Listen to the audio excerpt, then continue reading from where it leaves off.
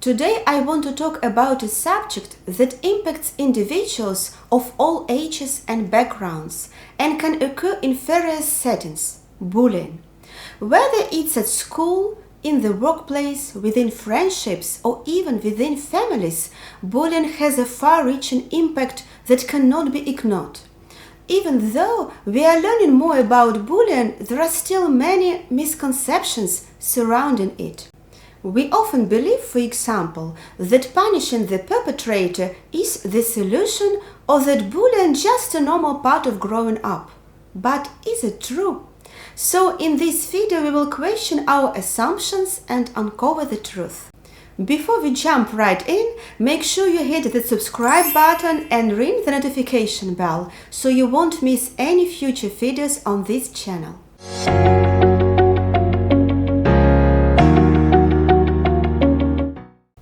Bullying knows no boundaries. It can affect us at any stage of life, shattering confidence, creating emotional scars, and leaving lasting damage. Sadly, this reality often leads children to feel ashamed when they experience bullying, perpetuating a lingering stigma that wrongly suggests it reflects something about their character or strength. This is one reason why more than 1/3 of children do not tell anyone, not even their parents, that they are being bullied. Another reason is that children are afraid that something will be put into motion that they can't stop, such as retaliation from the bullies if they tell their parents and they go to the school. Additionally, children often feel that the problem cannot be solved, such as when they see that the teacher took action but it didn't have an immediate effect. So they prefer to keep it to themselves. There has been a significant amount of research conducted on bullying over the past decade. The research reveals that there is no such thing as a typical victim personality. Anything that deviates from the norm can be a reason for bullying, being too tall, too short, too fat, too thin. The sole factor is that victims are frequently children who struggle to assert themselves. They tend to be more reserved, have fewer friends, and are physically or socially weaker. But bullies choose to target such children because they know they won't face much pushback or resistance. We do observe a trend. Bullying occurs in certain classes but not in others. This greatly depends on the group, whether bullying behavior is accepted or even encouraged, or if the group stands up against it. Dutch researchers found that out of all children they interviewed, 71 experienced bullying at least twice a month. However, when the teachers were separately questioned, only 18 out of the 31 cases were recognized as victims. This shows that teachers consistently fail to see it. Unfortunately, sometimes teachers believe that a child who is bullied may have brought it on themselves, for example, by behaving in an irritating or socially awkward manner. While it's true that some children may engage in behaviors that can be bothersome, such as tapping their pen on a table or always wanting to dictate the games played, there is never an excuse for bullying, and it should never be used to justify it. Some teachers say things like, "Oh, but she's not really being bullied. She considers herself a victim even if she just gets a push." And that is concerning because the only person who can determine whether someone's behavior constitutes bullying or not is the victim themselves. Some adults think that a child should be able to handle tough situations and the children should learn the difference between teasing and bullying. But it doesn't matter when it comes to bullying. If I don't like something and it makes me feel bad and I ask you to stop, but you dismiss it as nonsense and continue, then you are bullying me. It's as simple as that. Personal boundaries and respect play a crucial role in defining what is acceptable and unacceptable behavior. Each person has their own threshold for what they consider as bullying, and it's essential to listen and validate their feelings and experiences. So, debating whether it is true that a certain situation involves bullying is pointless. Research shows that children who feel bullied suffer harm. A significant number experience symptoms of depression and develop anxiety issues. Who are we to say that it's not a big deal?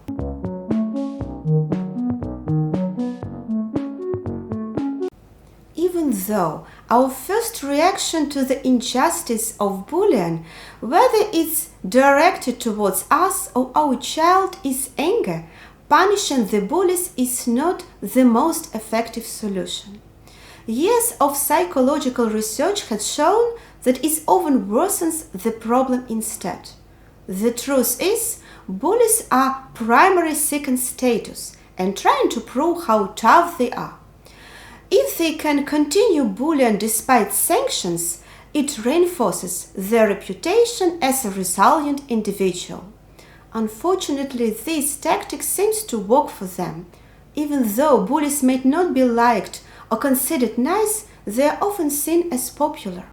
It can be very difficult for the victims and their parents to accept that bullies do not receive severe punishment, which is so understandable. If there is a clear evidence of a punishable offense, appropriate sanctions should be in place. However, bullying behavior is often more subtle, making it challenging to provide concrete proof for punishment. A more meaningful approach to address bullying is through implementation of a support group consisting of positive and neutral children selected by the teacher, including the bully. This group brainstorms ways to help the child who feels uncomfortable in the classroom. Bullying is a group process, and it only continues if other children participate or find such behavior admirable. By shifting the focus and encouraging the group to take responsibility for creating a positive atmosphere in the classroom, bullying quickly loses its appeal. School programs in the Netherlands utilizing such support groups have proven to be effective.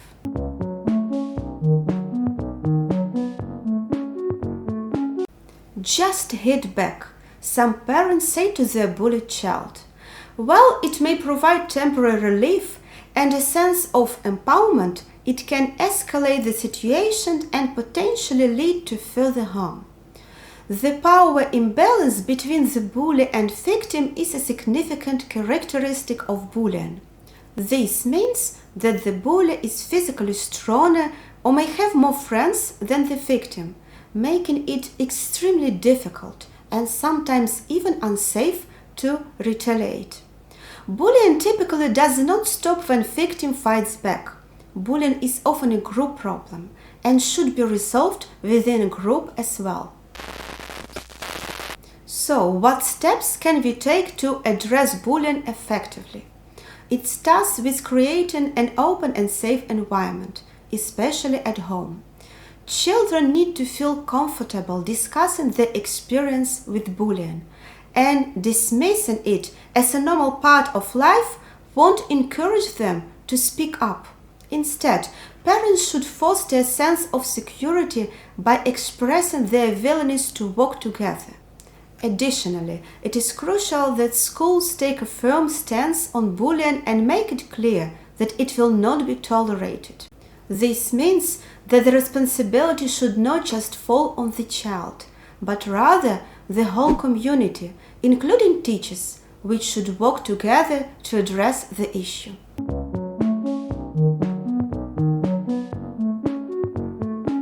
If you're an adult experiencing bullying, it's important to take action to get support.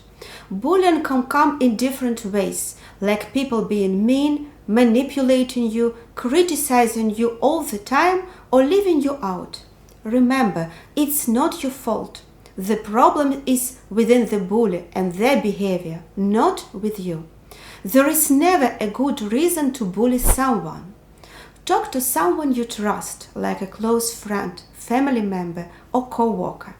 Share what's happening to you and ask for their advice. It is also helpful to keep a record of each bullying incident, including the date, time, where it happens, and what exactly they did.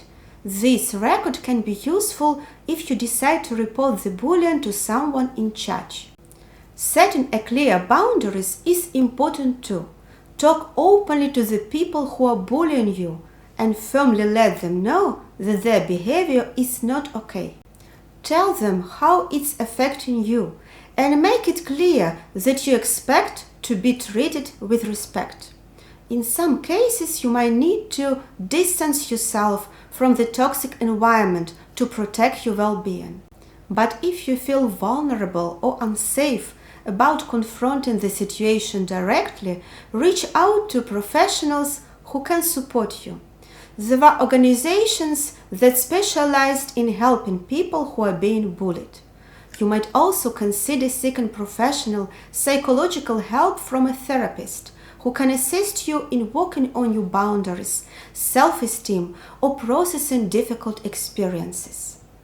And if you find this video helpful, please consider liking, sharing, and subscribing to support this channel and help me continue creating content like this. Thank you for watching, take care, and I'll see you in the next video.